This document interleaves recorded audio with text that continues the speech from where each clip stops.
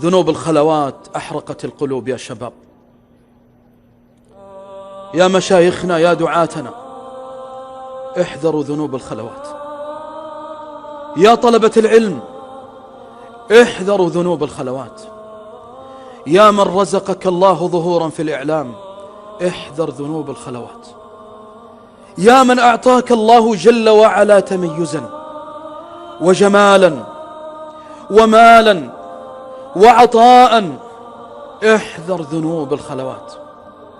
يا من وثق فيك أهلك، احذري ذنوب الخلوات. يا حافظة القرآن، احذري ذنوب الخلوات. يا من تنزل للشباب في الميادين وتدعوهم إلى الله، احذر ذنوب الخلوات.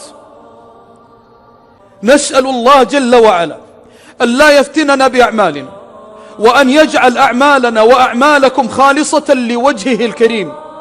أسأل الله جل في علاه أن لا يعاملنا بما نحن أهله، وأن يعاملنا بما هو أهله، أن يعاملنا بعفو، وأن يعاملنا بكرمه، وأن يعاملنا بستره، وأن يعاملنا برحمته.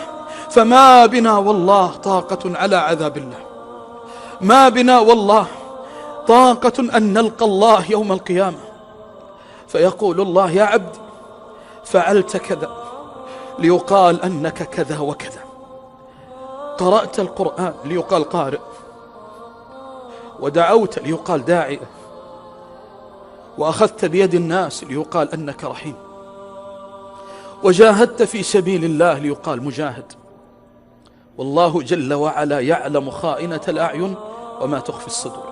فتصور في ذاك الموقف والشهود حولك، تلتفت يمنة فلا ترى إلا ما قدمت، وتلتفت يسرة فلا ترى إلا ما قدمت.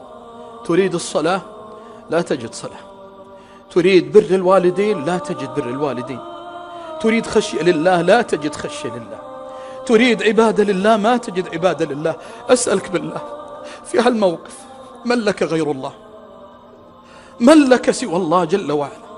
أنا وأنت في هالموقف يا حبيبي الشاب، يا قرة العين، يا مهجة الفؤاد، لك رب كريم، لك رب رحيم، ولكنه شديد العقاب.